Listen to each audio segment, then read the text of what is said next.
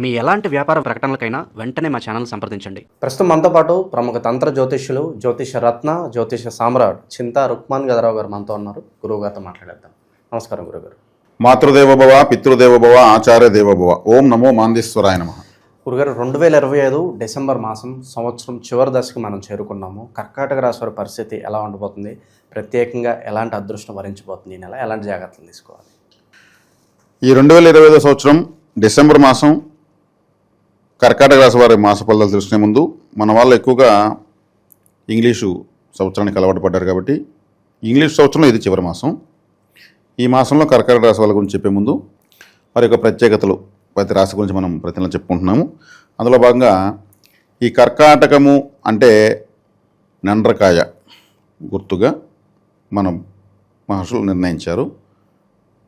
Cancer కణం కూడా అలాగే ఉంటుందని అంటారు. ఇంగ్లీష్లో క్యాన్సర్ అంటారు దీని పేరు. ఇది కాలపురుషుడికి 4వ స్థానము. కాలపురుషుడు 4వ స్థానము అంటే జలరాశి. ఈ రాశి గురు, శని, చంద్ర, బుధ గ్రహాల ప్రభావంతో ఉంటుంది, తీవ్రంగా ఉంటుంది. ఎందుకంటే చంద్రుడు రాశి, గురువు ఉచ్చస్థితి పొందుతాడు. గురువు ఉచ్చస్థితి పొందేది పుష్యమి నక్షత్రంలో ఉచ్చస్థితి పొందుతాడు. పుష్యమి నక్షత్రం శనేశ్వరుడిది. శని నక్షత్రంలో గురువు ఉచ్చస్థితి. ఇప్పుడు నవగ్రహాలకు వరుసగా నక్షత్రాలు వస్తాయి కదా. అశ్విని నుంచి లెక్కేస్తే 9వ నక్షత్రం, చివరి నక్షత్రం ఆశ్లేష. ఆ నక్షత్రం అధిపతి బుధుడు. మళ్ళీ కేతు నక్షత్రంతో మకాని స్టార్ట్ అవుతుంది. మేషమండలము, సింహమండలము, ధనుర్మండలం 3 మండలాలు ఉన్నాయి. ఒక్కో మండలంలో 9 నక్షత్రాలు ఉంటాయి. 9, 3, 20 నక్షత్రాలు జ్యోతిష్యం క్లోజ్. మొదటి మండలం క్లోజ్ అయ్యేది కర్కాటకంలోనే. అశ్విని 1, 9ది ఆశ్లేష. అంటే బుధుడు క్లోజ్ చేస్తాడు ఈ రాశిని. మళ్ళీ మకా స్టార్ట్ అవుతుంది సింహరాశిలో. వృశ్చికంలో జ్యేష్ఠ నక్షత్రం బుధుడే క్లోజ్ చేస్తాడు. మళ్ళీ మూల నక్షత్రంతో కేతు స్టార్ట్ చేస్తాడు ధనుసు రాశిలో. మళ్ళీ రేవతి నక్షత్రం బుధుడే క్లోజ్ చేస్తాడు. అంటే మొదటి మండలం క్లోజ్ అయ్యేది ఈ రాశిలోనే. అక్కడికి ఒక మనిషి యొక్క స్వరూపం వచ్చేస్తుంది. ఇక్కడికి ఒక బిడ్డ పుట్టి కడికి చివరి బుధుడు ఆయుర్దాయం లెక్కేసి జన్మనిస్తాడు. అందుకే సంతానకారకుడు ఉచ్చస్థితి ఇక్కడ పుడతాడు. ఆయుర్దాయకారకుడైన శనేశ్వరుడు నక్షత్రంలోనే ఆయన ఉచ్చస్థితి పొందుతాడు. ఆయుర్దాయం ఎంత అని పూర్తి ఇది ఇన్ని రోజులు, ఇన్ని సంవత్సరాలు, ఇన్ని నెలలు, ఇన్ని రోజులు, ఇన్ని గంటలు, ఇన్ని సెకండ్లు అని లెక్క కట్టేసి చెప్పేటువంటి మ్యాథమెటిక్స్ బుధుడు నక్షత్రంతో క్లోజ్ అవుతుంది. మాతృకారకుడు చంద్రుడు, ప్రత్యేకమైన రాశిది. శ్రీరామచంద్రుడు పుట్టిన రాశిది. వీళ్ళకి డౌట్లు ఎక్కువ ఉంటాయి, ఏది క్లారిఫై చేసుకుని ముందుకెళ్ళారు. ఈ రాశిలో పుట్టిన వాళ్ళు అబ్బాయిలు అయితే మొదటి రాత్రి భార్య చేత్తో పాల గ్లాసు తీసుకోకూడదు. మొదటి రాత్రి భార్య చేత్తో పాల గ్లాసు తీసుకోకూడదు. పండ్ల రసం తీసుకోవాలి. వాళ్ళ తల్లిగా ఆమె మాకు ఆచారం లేదు అని చెప్పి పండ్ల రసం తీసుకోవాలి. ఎందుకు అంటే శుక్రుడు బాధకాధిపతి ఈ రాశికి. శుక్రుడు అంటే భార్యకారకుడే. శుక్రుడు వృషభ రాశి. వృషభ రాశిలో రోహిణి నక్షత్రం ఉంది, మిల్క్. ఆ నక్షత్రంలో శుక్రుడు శ్రీకృష్ణుడు పుట్టాడు. ఆయన పాలు పాల పదార్థాలు ఎక్కువ తిన్నాడు. నేను ఇంతే, నేను ఇలాగే ఉంటాననేటువంటి భార్య వస్తుందని అర్థం. ఇక్కడ డామినేషన్ వస్తుంది అర్థం. అదేవిధంగా ఈ రాశిలో పుట్టిన వాళ్ళకు సూర్యోదయానికి ముందే వివాహం చేసేయాలి. మంగళసూత్ర ధారణ. సూర్యోదయం తర్వాత చేస్తే భార్య కంట్రోల్లోకి వెళ్ళిపోతారని అర్థం. అంటే సూర్యుడు డామినేషన్, అడ్మినిస్ట్రేషన్ కాబట్టి సూర్యోదయానికి ముందు వివాహం చేసుకోవాలి. పాల గ్లాస్ తీసుకోకూడదు. మేము తీసుకుంటామండి, మేము సూర్యోదయం తర్వాత చేసుకుంటామండి అంటే అది వాళ్ళ వ్యక్తిగత విషయం. కాబట్టి ఈ రాశిలో ఇన్ని ఉన్నాయి. శ్రీరాముడు భార్య దూరమైందా? పిల్లల దూరమేరా? అన్నదమ్ముల దూరంగా వెళ్ళాడా? రాజ్యానికి దూరంగా వెళ్ళాడా? అన్నిటికీ దూరంగా వెళ్ళాడా?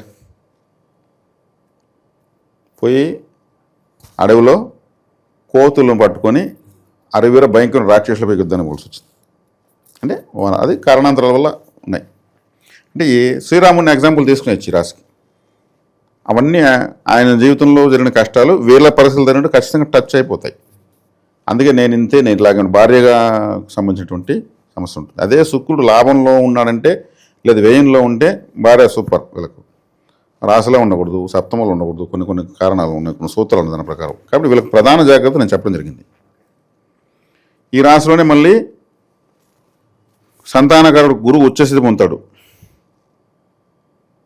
గురువు ఉచ్చస్థితి అంటే దేవగురు ఉచ్చస్థితి పొందేది ఇక్కడే. శని పుష్యమి నక్షత్రం అంటే అద్భుతమైన నక్షత్రం. ఈ పునర్వసు పుష్యమి నక్షత్రాలు ఉన్నాయి కదా ఈ రాశిలో, ఈ నక్షత్రాల్లో పెండ్లి చేయకూడదు. ఎవరైనా సరే పెండ్లి ఈ నక్షత్రాలు పునర్వసు కదా, పుష్యమి, పునరపు దోషం అనేది ఈ పునర్వసు పుష్యమిని పునర్పు అంటారు. పునర్ అంటే పునర్వసు, పునర్పు అంటే పుష్యమి అని అర్థం. ఆ నక్షత్రాలు పెండ్లి చేస్తే మళ్ళీ మళ్ళీ పెండ్లి అవుతుందని అర్థం. పునర్ అంటే పునర్దర్శన ప్రాప్తిరస్తు అంటారు కదా, ఈ పునర్వసులో పుష్యములు వేస్తే మళ్ళీ అదే అవుతుందని అర్థం. అంటే 2-3 వివాహాలు దారితీసేస్తుంది. అందుకు పెళ్లి చేయకూడదు. ఇట్లా కొన్ని ఉన్నాయి. వినడానికి ఆసక్తికరంగా ఉంటుంది ఇది, కానీ తెలుసుకొని కానీ ఆచరించుకుంటే ఈ జాగ్రత్తలు బయటపడవచ్చు. ఇక చాలు, క్లుప్తంగా మనం చెప్పాము. కర్కాటక రాశికి ఈ మాసం ఎలా ఉంది? ఈ రాశికి ఈ మధ్యనే మనకు చంద్రగ్రహణం జరిగింది, అష్టమ స్థానంలో జరిగింది. అది ప్రధాన దోషం. అది 1 సంవత్సర కాలం పాటు దాని ప్రభావాలు ఒక 3-4 విషయాల్లో వీళ్ళకు నష్టాలు కానీ, కష్టాలు కానీ, అవమానాలు కానీ, అగచాట్లు కానీ, లేదు ఏదైనా ఆగిపోవడం కానీ ఏదైనా జరిగేదని అవకాశం ఉంటుంది. గ్రహణ ప్రభావం పరిష్కారాలు చేసుకున్న వాళ్ళకు ఓకే, అది పరిష్కారం కాబట్టి పరిష్కారం. మనం తలపెట్టిన కార్యానికి అడ్డంకులు గ్రహణ ప్రభావం, ఎందుకంటే గ్రహణాలు సూర్యుడి చంద్రులకే ప్రభావం ఎక్కువ చూపిస్తాయి. ఈ రాశి వాళ్ళకి 8వ స్థానంలో, అష్టమ స్థానంలో కావడము, వక్రించి శనేశ్వరుడు అక్కడికే వస్తూ ఉండడము. ఆ గ్రహణ సమయంలో శనేశ్వరుడు వక్రించి కుంభం వైపు వస్తున్నాడు. చంద్రుడు వెళ్ళి పోయి రాహుతో అష్టమ స్థానంలో కలిశాడు. చంద్రుడు సున్నితమైన గ్రహం. ఈ రాశి వాళ్ళు చాలా సున్నితస్కులు. సంతోషం వచ్చిందనుకో ఎక్కువ వచ్చేస్తుంది, ఒక రేంజ్లో సంతోషపడిపోతారు. బాధ వచ్చిందనుకో అది కూడా ఎక్కువే వస్తుంది. గురుగారు, ఆ గ్రహణ సమయంలో గ్రహ శాంతులు కావచ్చు, కొన్ని పరిహారాలు కొంతమంది చేసుకున్నారు. బట్ స్టిల్ ఏ పరిహారం చేసుకోకుండా ఇప్పటికీ బాధపడుతున్న వారికి ఇప్పటికన్నా ఏదన్నా పరిహారం ఉంటుందా? చెప్పచ్చండి. ఏం చేయాలంటే వీళ్ళు చంద్రుడు, రాహువు, శని కంజక్షన్ అక్కడ అవుతున్నారు 8వ స్థానంలో. అప్పుడు వీళ్ళు ఏం చేయాలంటే 1 కేజీ బియ్యము, 1 కేజీ నల్ల నువ్వులు, రేట్ ఎక్కువ అనుకుంటే 1/2 కేజీ తీసుకోవచ్చు. ఇంకా రాహు మినుములు అంటే ఉద్దులు పొట్టు ఉన్నటువంటివి, అది 1 కేజీ తీసుకొని 3 తీసుకొని, మినుములు ఒక సిమెంట్ కలర్ క్లాత్లో మూట కట్టేయాలి, బియ్యం ఒక వైట్ కలర్ క్లాత్లో మూట కట్టేయాలి, నువ్వులు ఒక బ్లాక్ కలర్ క్లాత్లో మూట కట్టేయాలి. జాకెట్ బిట్లు కూడా తీసుకోవచ్చు. రూపాయి బిళ్ళలు 11. విభూది గడ్డలు ఉంటాయి, విభూది గడ్డలాగా ఉంటుంది, అట్లా 4 పెట్టాలి. నిమ్మ పండ్లు 4 పెట్టాలి, ఒక్కో దాంట్లో 4. ఆకు ఒక్కలు, పసుపు కుంకుమ వేసి 3 కవర్లు ఎత్తుకునేసి నవగ్రహ మండపంలో పెట్టేయచ్చు, లేదు ఎవరికైనా భిక్షగాళ్ళకి ఇచ్చేయచ్చు, లేదు ఎవరైనా సద్బ్రాహ్మణులు ఎవరైనా ఉండి స్వీకరించగలిగే శక్తి ఉన్న వాళ్ళు ఉంటే ఇచ్చేయచ్చు. ఇచ్చేసి తలస్నానం కంపల్సరీ చేయాలి. అది శనివారం రాహుకాలంలో చేయొచ్చు, సోమవారం రాహుకాలంలో చేయొచ్చు. ఇక్కడ రాహు శని రాశిలో ఉన్నాడు కాబట్టి బియ్యాన్ని మనం చంద్రుని ఇస్తున్నాం కాబట్టి శనివారం రాహుకాలం కానీ సోమవారం రాహుకాలం కానీ ఇచ్చి కంపల్సరీ తలస్నానం చేయాలి. చేస్తే ఆ 3 గ్రహాల యొక్క కంజంక్షన్ అనేది మనం తత్సంబంధ ధాన్యాలు మనం ఇచ్చేసినట్టు ఇది చేసుకోవచ్చు. కొంతమంది ఇవ్వగలిగిన వాళ్ళు వెండి సర్పాలు 2 చేసి నెయ్యిలో వేసి ఒక వెండి కప్పులో నెయ్యి పోసి అందులో వెండి సర్పాలు పెట్టి అవన్నీ ఇస్తారు. స్తోమత లేని వాళ్ళ కోసం నేను ఎప్పుడు పరిహారాలు ఆలోచిస్తూ ఉంటాను. అవన్నీ కూడా కరెక్టే. ఈ గ్రహణ శాంతుల కోసం పండితులు ఎంతోమంది నాలాంటి జోసులు చెప్పినవన్నీ కరెక్టే. కాబట్టి ఇక్కడ ఖర్చు తక్కువలో ఆలోచిస్తాను నేను ఎప్పుడు, కానీ ఇది చేసుకోవచ్చు, మంచిది. కానీ తలస్నానం కంపల్సరీ చేయాలి. ఫలితాల్లోకి వెళ్తే ఇంకా ఏ గ్రహాల వల్ల ఎలాంటి ఫలితం ఉంటుంది? ఆ గ్రహణ ప్రభావం అనేది వీళ్ళకి ఎలా ఉంటుంది ఈ సంవత్సర కాలంలో, దానికి ఈ చేసుకోవచ్చు. అదేవిధంగా తీసుకుంటే వీళ్ళకు 10వ స్థానంలో గురువు ఉన్నాడు. 10లో గురువు ఉండడం అంత మంచిది కాదు. తర్వాత తీసుకుంటే 6వ ఇంట్లోకి కుజుడు, రవి వస్తున్నారు. ఈ 5, 6 స్థానాల పైన ఉన్నారు కుజుడు, రవి, అది మంచిది. ఇక శుక్రుడు వీళ్ళకి బాధించబడుతున్నాడు. శుక్ర మూఢం వస్తుంది కదా, శుక్రుడు వీళ్ళకు బాధకాధిపతి అన్నాడు. బాధకాధిపతి ఏమవుతున్నాడు, బాధించబడుతున్నాడు. మన కానివాడికి ఏదైనా కానీ యాక్సిడెంట్ ఏదనుకో హ్యాపీగా ఫీల్ అవుతాం. వాడు ఇంక 2 సంవత్సరాలు పైకి లేడు, నాకు తలకాయ నొప్పి వదిలిపోయింది అంటాం కదా. కొంచెం నెగిటివ్గా అయినా కానీ కామెడీగా ఉంది ఇది వినేదానికి. కాబట్టి శుక్రుడు బాధించబడుతున్నాడు, వీళ్ళకు అదొక మంచిది. ఇక బుధుడు కూడా ఈ కుజపు రఘువుల మధ్యలో నలుగుతున్నాడు కాబట్టి ఈ డాక్యుమెంట్ ప్రాబ్లం వీళ్ళకు ఉంటుందండి ఫ్యూచర్లో. డాక్యుమెంట్స్ అంటే బుధుడు అంటే డాక్యుమెంట్ 12వ స్థానాధిపతి 3వ స్థానాధిపతి ఆయన బుధుడు వీళ్ళకి వ్యతిరేకి.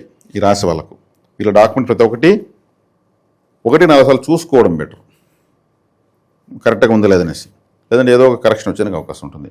ఈరోజు డాక్యుమెంట్ ప్రాబ్లమ్స్ కోర్టులో కొన్ని వేల లక్షల కేసులు ఉన్నాయి. మొత్తం డాక్యుమెంట్సే చూస్తూ ఉంటారు, అవి తేలేదు పాడలేదు 10 సంవత్సరాలు 20 సంవత్సరాలు. ఈ కయ్య నాది, ఈ చైన్ నాది, ఇది నీది, కాబట్టి నా డాక్యుమెంట్లో కరెక్ట్గా ఉంది, నా డాక్యుమెంట్లో నాదని ఉంది అంటుంటారు. ఇది బుధుడు కారణం. కాబట్టి ఇక ప్రధాన దోషం వచ్చేకాడికి ఇక 9వ ఇంట్లో శని ఉన్నాడు. 9వ ఇంట్లో శని ఉన్నాడు. శని మళ్ళీ ఏం చేస్తున్నాడు, రవిని చూస్తున్నాడు.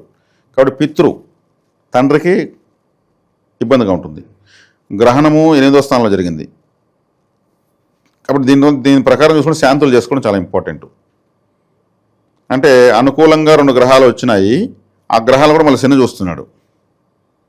కాబట్టి కొంచెం పరిహార సమయం అని చెప్పచ్చు. పరిహారం చేసుకోవడం బెటరు.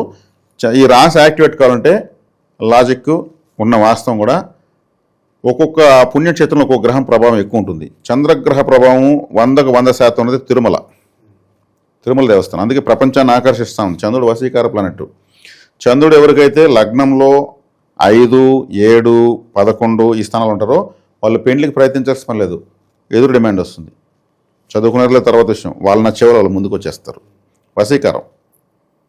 చంద్రుడు అష్టమంలో, వ్యయంలో, 6లో ఇట్లా దుస్థానంలో ఉండడంతో, రాహుకేతులు తగలడంతో వశీకారం ఉండదు. ఎన్ని సంబంధాలు చూస్తూనే ఉంటారు. వశీకారం ఉండాలి. ఇక్కడ అమ్మాయి నచ్చిందంటే ఓకే, మాకు ఆ అమ్మాయి నచ్చింది, మేమేం చేయలేకపోతున్నాం అంటారు. అక్కడ చంద్రుడు ఉంటాడు అబ్బాయికి అనుకూలంగా.